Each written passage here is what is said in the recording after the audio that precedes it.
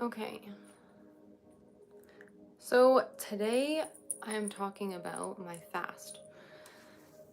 Whenever you join this live, watch from the very beginning because I'm going to explain what I just did for the past 24 hours, how it went, and I honestly really recommend fasting to everybody. Before going into the fast, I had the motivation, I wanted to fast. I just didn't know which type of fast I wanted to do more, like the liquid fast, like water fast, or dry fast. And I thought, okay, might as well go fully in it and just do a dry fast because I've already done and I've already tried 24-hour water fasts. And so now doing a dry fast, it was a completely different experience, and it's a lot not harder on your body, but it's a lot, yeah, it's a little bit more harder on your body, but it's better for your body, and the detoxification and the health benefits that it has is greater than if you were to just do a water fast. So what I did was I chose to do the dry fast. I did 24 hours. So I started at 3:45, which if I do this again, I probably will do this again. I will not start at 3:45. It's best to start a little bit later in the day, I would probably suggest, only because you're going to go to bed and it's going to disrupt your sleep cycle, which I'll get to that as well. Your sleep cycle, your body will wake up and think that it's morning because you didn't eat for such a long period of time. So the later you have the fast, the easier it is for you to kind of sustain and then not mess with your sleep. So start the fast, stop eating earlier than what you would usually stop at in the nighttime, but maybe more evening time, like later afternoon.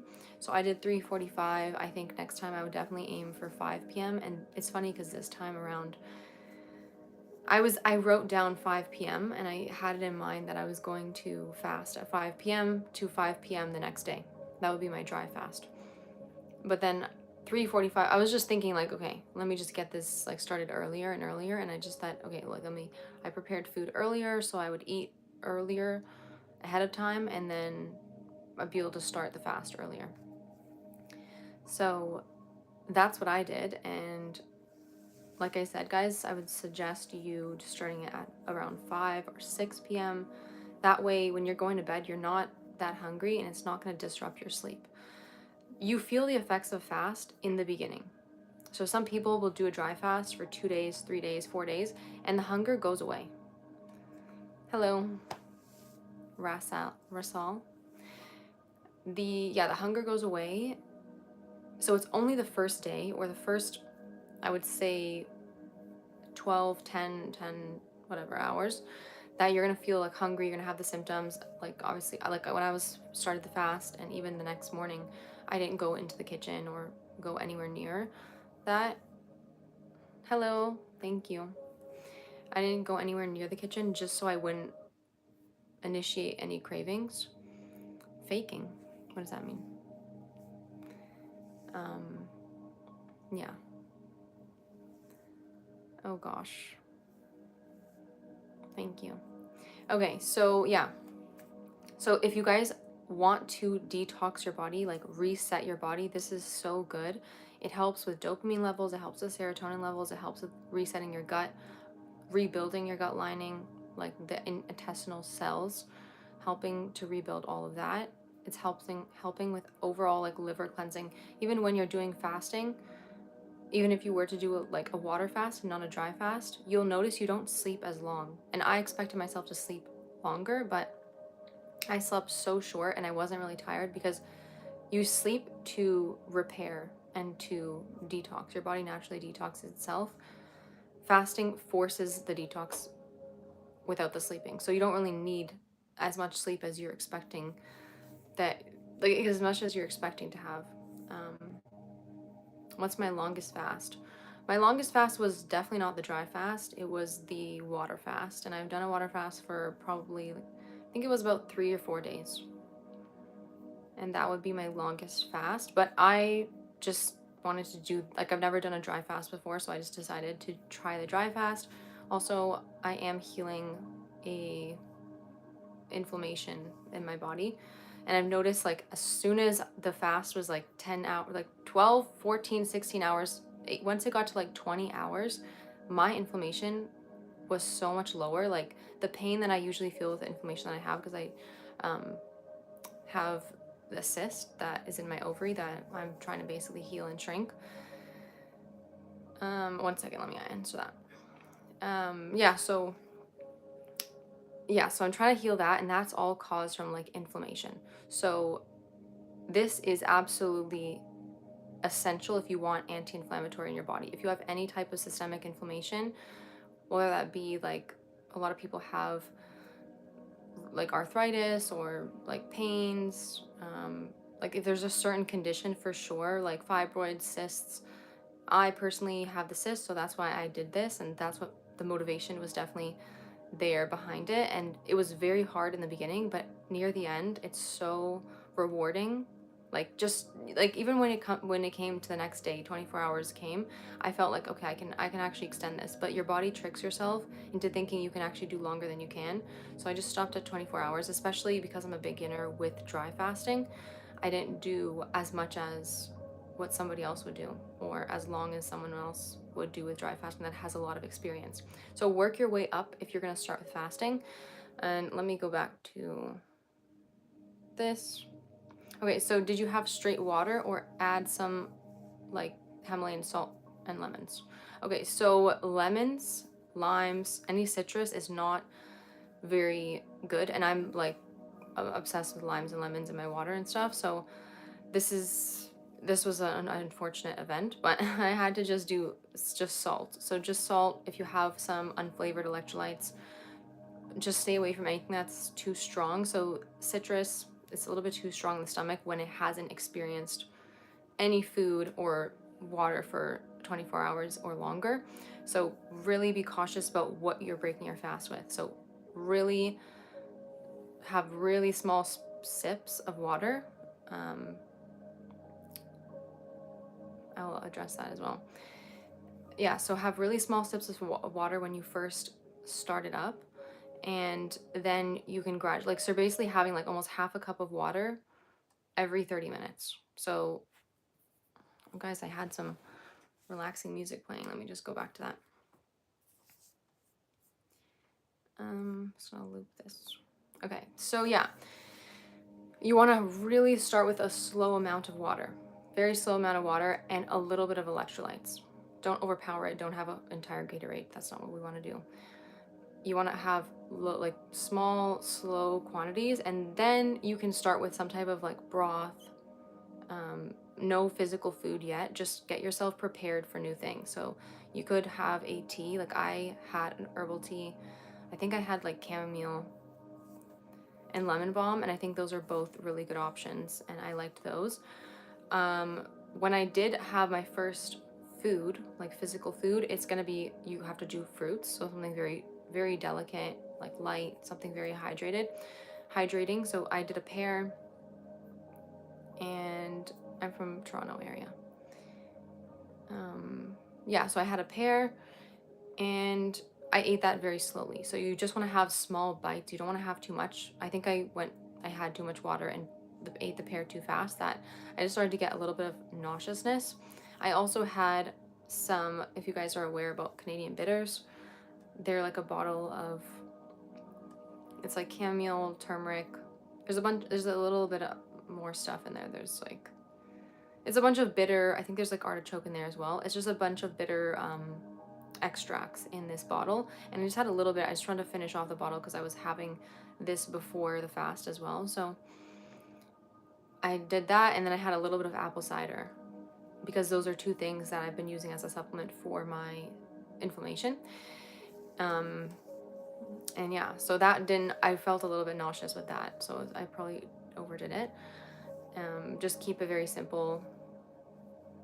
Yeah, okay, so let's go back here. So early arthritis here, and it's worst on cold days and mornings. Inflammation worst in the morning for you. Yes, that is actually when I get the pain of my cyst. I'll get it in the morning only, and I usually don't get it like usually throughout the day, unless like it's on rare occasions.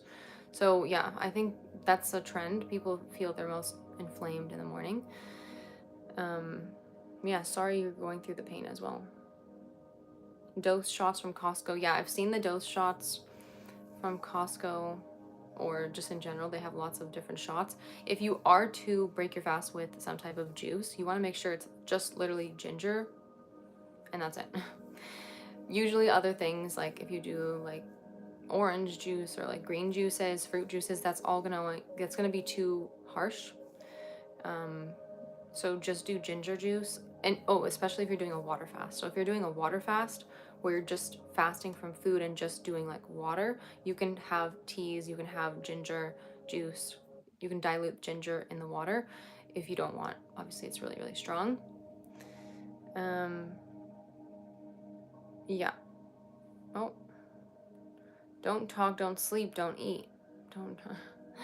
Well, you can actually fast from talking as well. You can do like a quiet, like solitude fast. You can fast from a lot of things. I personally have fasted from music. I've fasted from swearing, although I'm not really a person that swears. Fasted from a bunch of stuff.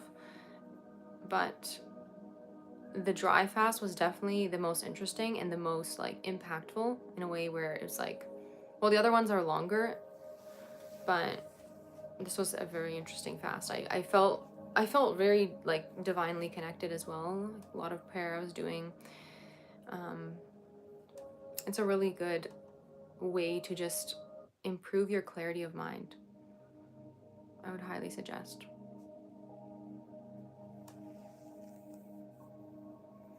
Okay, so I did write down some things that I was doing up until, like, if you're gonna start a dry fast, I have a list of things that you guys would need, or things that I was doing. Specifically, my condition is I'm healing a cyst, so inflammation, a multisystemic inflammation problem. Longest was 72 hours in between shifts. Oh yeah, in between shifts, definitely hard. You're affecting your energy levels, and then you're still expected to perform your daily tasks, which is really, really hard. So when you're fasting, you want to rest, not like sleep all day. You probably won't be able to, but just rest. So don't do hard exercise. Don't be walking, like don't go to do a shopping trip. Like, you know, really take your time with what you're doing and be intentional with your movements. And even walking up, I was doing my laundry yesterday while I was doing the fast. I was doing my bed sheets and walking up and down the stairs, like going to the laundry, coming back from the laundry, like I was getting lightheaded because it was just too much activity. Like you really should be like doing something calm. You can like watch a show. You can, I even started doing a puzzle as well, like while doing the fast, just sitting down, relaxing. I would say trying to stay away from social interactions. This is a time for your own personal development. So if you can get away from as much people as possible, this is why this fast takes planning. You don't just start it. Planning as in planning where you're going to be, who you're going to be around. Planning also that the person that's in your house or the people that you have around you are not like shaming you or tempting you, like they're just going to be supporting you, right? Like you want to have a good support system, and the ultimate best is just to be alone with yourself and have a journal with you and write out things, have some journal prompts ready to go. And like also track your symptoms, track how you're feeling each hour, not hour, every like maybe every 12 hours. So maybe twice you can do a nice journal entry of like how you're feeling. Yeah, so right now, currently, I'm still, I guess you can say, in a fruit and vegetable fast, because I did have I broke my fast with a pear, then I had some cooked vegetables in like a little bit of a broth. So just basically cooked vegetables. And again, this morning I had another pear, and I just love pears, guys. And I had another kind of little soup, cooked vegetables. And then I had a few hours later, I did have some protein, as in like mung beans. I did mung beans, and then I just sauteed some greens, just a little bit, not too much. It was a very, very small amount of mung beans. But this is like a plant protein that there's no other like refined carbs. There's no nothing. There's no meat. You shouldn't be having any meat, any animal products at all when you break a fast. That's really, really hard on the digestive tract. People can go to the hospital if you break your dry fast with with a steak or something. So definitely don't ever do that. Thank you so much. Montreal is very nice. I have been. But it's just like, it's too close to fly to and it's too far to drive to for me. So I don't really go often, but I know people like to go. My cousin likes to go for skiing and stuff. Okay, so some of the things I have done before the fast. So before you do any type of fast, you want to put your body in a good state. So don't be like, okay, I'm about to fast, let's have a McDonald's. No, that's the worst thing you can do. You want to have that kind of, that core, that gut, your health, your inflammation already kind of low before you go into it. The more you're inexperienced and the more inflamed or the more unhealthy you have been, the harder it's going to be on your body. Like the more detox symptoms you're going to have. So let's say you drink alcohol, you smoke, then you go into a dry fast and you cut those all out. You're going to have headaches. You're going to have weird symptoms that it doesn't feel right? It doesn't feel good. So reducing the symptoms comes when you prepare for the fast properly. You cut things out early. So don't eat a steak before the fast either. Have like some plant-based foods. Like I'm somebody that does eat meat, but well, now I do. I was plant-based for a long time. But yeah, so like cut out the animal products way before the fast starts. So I would say maybe like some people do a week before, a few days before at least. You're gonna be having plant foods. You're going to be eating foods that are healthy, like nice fibrous foods, and stay really hydrated. So before the fast starts, make sure you have maybe a coconut water, you have some herbal teas that are gonna aid in like maybe liver cleansing. So maybe some dandelion, maybe some, you can do some good overall teas. Like you can do some burdock root, red raspberry, red clover. Chamomile is really good because it's calming. It's calming to your nervous system and it's calming to the digestive tract. So chamomile is good before the fast and after the fast. So that's why the first herbal tea that I went for was the chamomile. Lemon balm has the same type of effect. It's very calming on the body.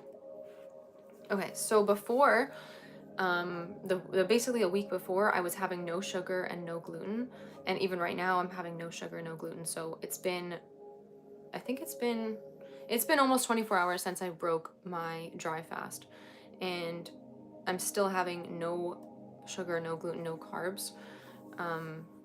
Well, not really like no carbs because you know what I mean, vegetables and fruit are carbs, but no like refined carbs. So keeping it very clean, plant-based foods.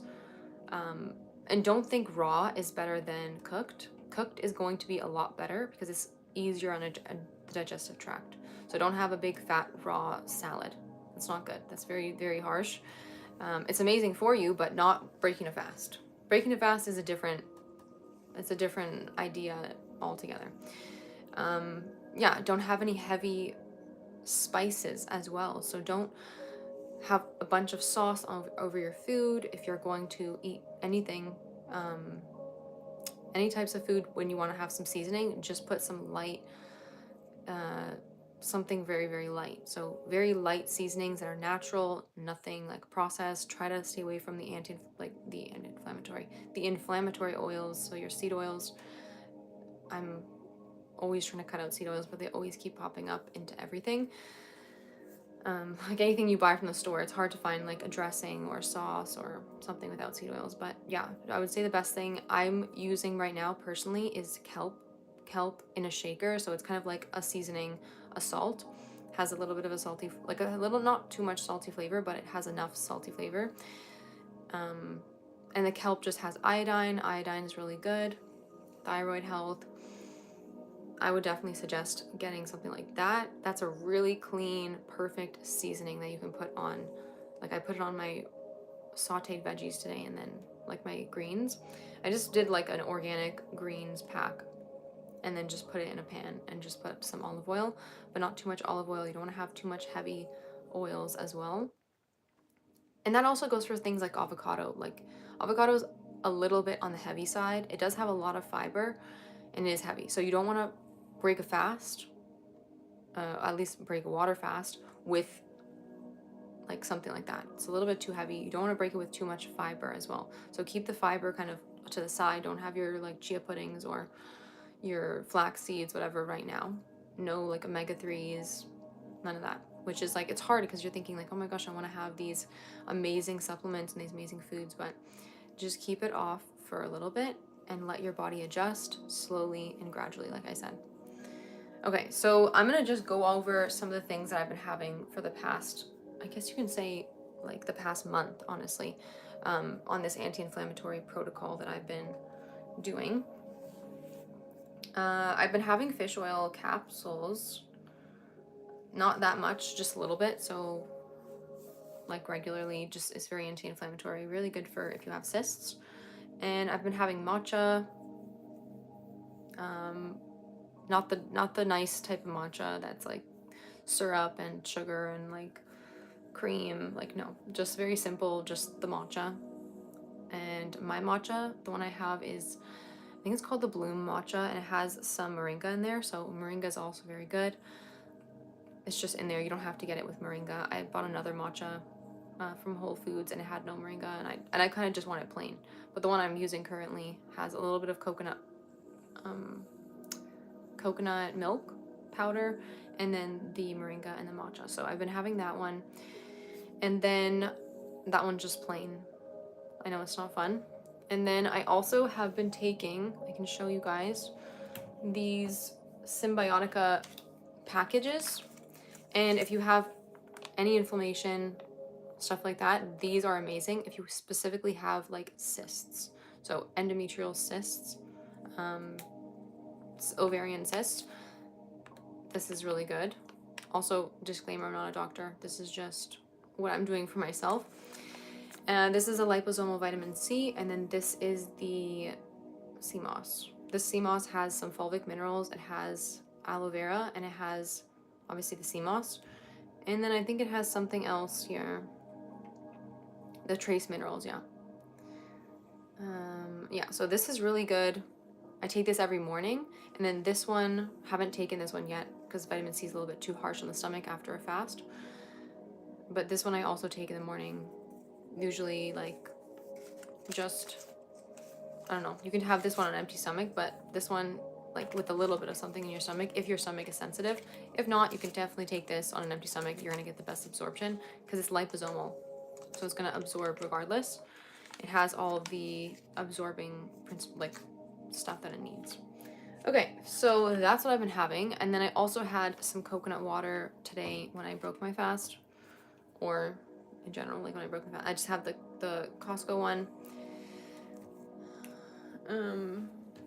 I would definitely do coconut water, but this is like quite sweet. Naturally it is sweeter. So if you're doing a water fast, coconut water is not allowed. That's because it will break your fast. So if you have a glucose monitor, no one really has a glucose monitor, but people have tested it, that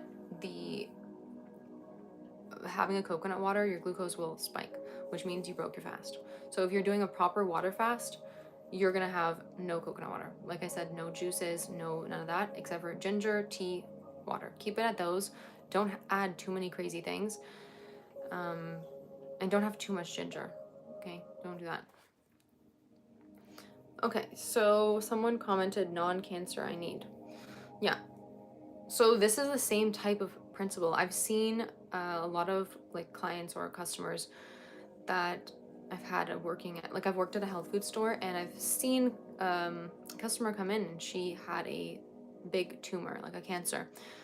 And it was like so visible because it was on the outside. It was kind of like coming out of her arm. And she was doing ozone therapy. She was doing just eating so clean. And you can really like shrink these things, heal these things from just a multifaceted, healthy lifestyle. So that gets in me into the point of, oh, let me just finish off what I'm saying here. So with what I was also doing was the black seed oil, apple cider, bitters. Those are my everyday routine leading up to this fast, basically for the past month. I was having like the mung bean soup for protein, like less animal products. I don't eat dairy or eggs, so I don't have to worry about that. I was having the kelp as my seasoning on things because the iodine content is super important. And just multiple teas. The teas I usually go for are, like I said, so dandelion, chamomile, lemon balm, red raspberry. Those are my main teas. I can also do like peppermint, spearmint. I had turmeric and ginger tea today, but I usually just prefer to just have those other ones I mentioned. And yeah, and then like lots of good fiber. Fiber is gonna help push things out of the system. So say your body's like you're eating healthy, you're doing a fast or whatever. Maybe not when you're doing the fast, but like let's say you're just eating healthy and clean, and you're like your body is detoxing. You're even going into the sauna. You're sleeping well. You're gonna need some type of vehicle. Well, it's more beneficial to have some type of vehicle for the toxins to attach onto, kind of like people riding into a bus, and then the bus coming out of the station. It's like they kind of need something to hang on to. Like you will detoxify without immense amounts of fiber. Don't have too much fiber, but it is going to be so much better for your digestion, for your gut, for your just overall health, and your like toxic burden when you have some type of fiber. So I was doing a lot of chia seed puddings, and when I did have oatmeal, I would put flax seeds, and even sometimes I would put psyllium husk in my. I did do applesauce as well with psyllium husk or flax seeds. Applesauce is good. You can make it into like cool desserts, like a sweet treat. You can put your supplements, whatever, like kind of like powdered or like dried supplements you can have that are not in like a capsule form. You can just throw that into different like forms. So like my chia pudding, my oatmeal, and my applesauce, I would use as a holder, like basically a base for all my supplements. I would throw all my stuff in there, like my L-glutamine, my myo-inositol, like all those things, and then I would just have that, like flax seeds, all that stuff. Make sure they're milled flaxseed as well. Okay, so how about a natural body deodorant? Yes, definitely the body care is so important. I can move on to that stuff. So I feel like we touched on all this. Oh, and lemon or lime and cayenne pepper. Cayenne pepper is extremely good if you have especially a blood-filled cyst. So an endometrioma is the one that I had or have, but I'm trying to get rid of it.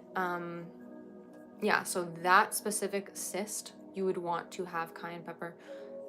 Like that's what I'm doing because it helps stop bleeding and it helps with the digestion, helps the stomach. Again, guys, disclaimer, I'm gonna put in the description, I'm not a doctor. This is just what I'm doing in my own experience, and this is what has helped me. And I also do have a bachelor's degree in nutrition, and I am a health coach, so take what I'm saying with, I guess, a grain of salt. But I do have a background in nutrition, so that's where I'm able to make these protocols for myself. Okay, so yeah, body deodorant. Using natural products in general is so important. Having an app like Yuka, Yuka, you're gonna scan your products, you're gonna see the score. So every product has like a barcode on it. You scan it, it judges, like it goes through all the ingredients and it just tells you like which ones could be harmful to you or potentially harmful, and then what ingredients are just cleaner. So you definitely need to scan your products. And when people say like, okay, this is toxic for you in a high dosage, well, it's a high dosage if it's in all of your products and you're slapping those onto your face and your skin and your hair all day long, right? Like if you have a little bit in here, a little bit in here, a little bit in here, that's a lot, right? That's not a little bit anymore. So minimize it as much as possible. So the things that you are putting on the most, so your body lotions, your deodorants, that's going right into your like lymph, that's going right into the lymph node. Your skin absorbs things like crazy. Have you ever seen those like biohazardous, like warfare, like biological warfare stuff where like they'll have like you can just touch a paper and then the drug that they put on that paper will just knock you out or poison you? That's because your skin picks things up and it absorbs things. Okay, this is not just like a plastic bag. Like we actually absorb stuff. So yeah, so the things that are going to be touching your body the most are the things that you want to switch like first. So if you have a little bit of like a hair product that you, maybe a hair cream that you put on the ends, that's not as important. That's not your first priority. Your first priority is the things like I mentioned that are touching you the most, that you're putting on the most. And then just keep going from there. So based on your budget and where you live, what is available to you, try to find new stuff, like just better stuff. Another thing too with just health and inflammation and just helping heal like the hormone system, endocrine system, is choosing to wear and sleep in, like just choosing materials in your house that are actually healthier for you, like organic cotton, linen.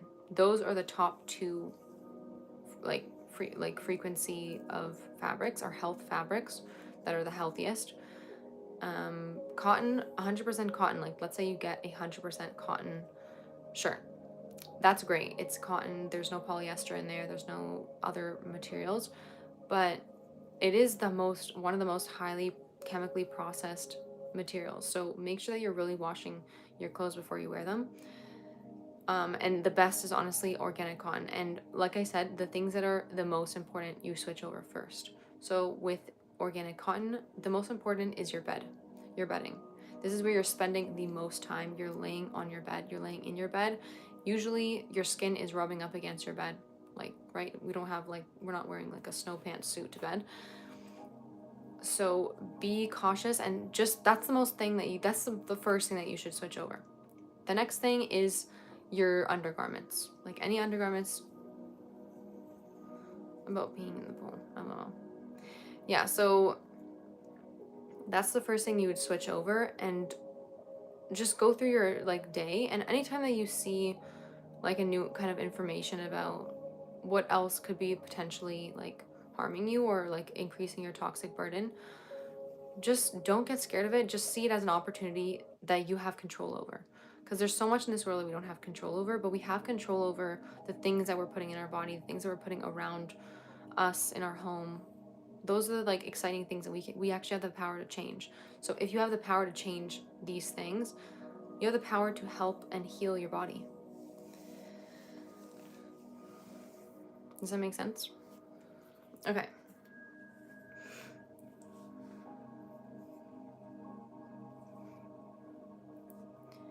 Another point I want to talk about is glowing up and beauty, looking like whatever, all these things. The one ultimate beauty hack is your health. When your health is ideal, your confidence is going to be higher, first of all. You're going to look better. You're going to feel better. That's so important. Number one, your health. We're talking about fast. Well, I just talked about fasting. If you want, you can watch from the beginning. And now we're going into health tips, glow up tips. So glow up tips ultimately is health tips, because the makeup industry, the skincare industry, although I buy into those, like I buy products from those, like don't buy into the marketing that these things are going to heal your insecurities. Like they just don't do that. Your health is number one. If you want to glow up, if you want to transform how you look, your health is number one. A healthy body and mind and will reflect on your face. It will reflect on how other people see you and treat you. So that's absolutely the most important.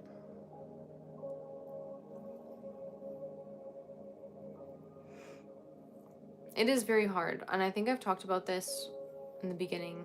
It was like in the beginning of this live. It is a very hard thing to do, is fasting. But it gets easier. So the most hardest part is the beginning. So literally within the first hour of me starting the fast, it was all psychological, and I was like, oh my gosh. If I saw something when I was scrolling, like I would see like maybe like a dessert or a good meal that I would love to have. That makes it so hard. So stay away from those images in the beginning. Stay away from other people eating. Stay away from your kitchen. But it gets easier, and the cravings just like fall away. They just fall away.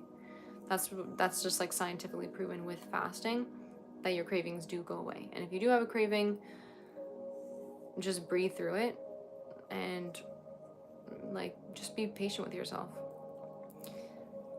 Okay, so my fasting record, if you like, I did talk about it, someone else did ask me, it was 3 to 4 days, and it was a water fast. So this was the past one that I just did yesterday was a dry fast. This was 24 hours, no food, no water. The water fast would be just having like teas, waters, like no food, but you're able to have the water. And the dry fast is going to work better. So 1 day of dry fasting is equivalent to 3 days of water fasting in terms of like the healing properties. So I would just do this dry fasting. But again, if you are not used to this and you are a beginner, go into it very slowly. Do your research. There's a lot of people that you can watch. Don't just go off of my video. There's a man named Ray Mayer, and he is really good. He has a bunch of YouTube videos on fasting. I would definitely go and check out those types of channels, people that have experience with fasting, and not just like the more Western version of fasting, like the more traditional, like ancient practices of fasting and how it heals the body, because it is extremely powerful for you. And when you're also doing the fast, do not be hard on your body. Do not have let me just put down my I'm gonna end the live pretty soon. So I'm not gonna do this much longer, but anyways, yeah, guys, so make sure that you are keeping it very light. So when I was doing the dry fast, I just did some light stretches, and not much walking at all. I like I said in the live, I just walked to do my laundry, like walking up and down the stairs a bit too many times, and I felt a little bit dizzy. So you don't want to have too much physical activity. Just keep it very light, stretch, be intuitive with what you're choosing to do, the movements that you're doing, and you're gonna be all right. So I'm gonna end the stream here. I hope I have given you guys some good insight on fasting. Like, it's so beneficial. It's an amazing thing to do. Have a journal with you. Like I said, try to stay away from normal activities that you would be doing. Just take time to be with yourself and have that journal with you, and just write out stuff. Whatever you have coming to mind, have some journal prompts in mind. Like, write some sentences out, some questions, and then answer that. So write a paragraph, write a 2-paragraph page, 3 pages, deeply going into the mind, like deeply going into just like everything that you're thinking, everything that you're going through. Do some meditation, do some prayer. Take it easy and you'll enjoy it. You'll have an amazing time.